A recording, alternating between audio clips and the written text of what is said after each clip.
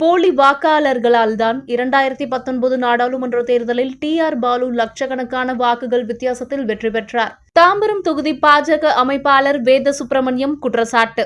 தாம்பரம் சட்டமன்ற தொகுதிக்கு உட்பட்ட இரும்புலியூர் காயத்ரி நகர் 3வது தெருவில் உள்ள ஒரு வீட்டில் 360 ஓட்டுகள், ரோஜா தோட்டம் 2வது தெரு கதவு எண் 1 உள்ள வீட்டில் 150 ஓட்டுகள் இருப்பதாக அதிமுக பொதுச் செயலாளர் எடப்பாடி பழனிசாமி குற்றம் சாட்டியிருந்தார். இந்நிலையில் சம்பந்தப்பட்ட பகுதியில் பாஜக மாநில செயற்குழு உறுப்பினரும் தாம்பரம் சட்டமன்ற தொகுதி அமைப்பாளருமான செம்பாக்கம் வேத சுப்பிரமணியம் கட்சியினருடன் ஆய்வு மேற்கொண்டார். பின்னர் செய்தியாளர்களை சந்தித்த வேத சுப்பிரமணியம் பேசுகையில், போலி வாக்காளர்களால் 2019 நாடாளுமன்ற தேர்தலில் டி.ஆர். பாலு லட்சக்கணக்கான வாக்குகள் வித்தியாசத்தில் வெற்றி பெற்றார்.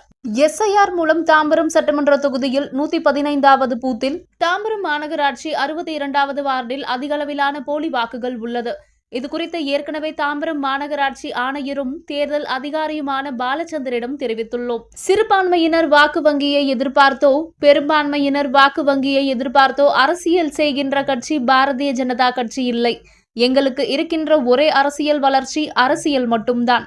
அடிப்படை ஜனநாயகத்தை இந்த எஸ்.ஐ.ஆர். வெளிக்கொண்டு வந்துள்ளது என தெரிவித்தார்.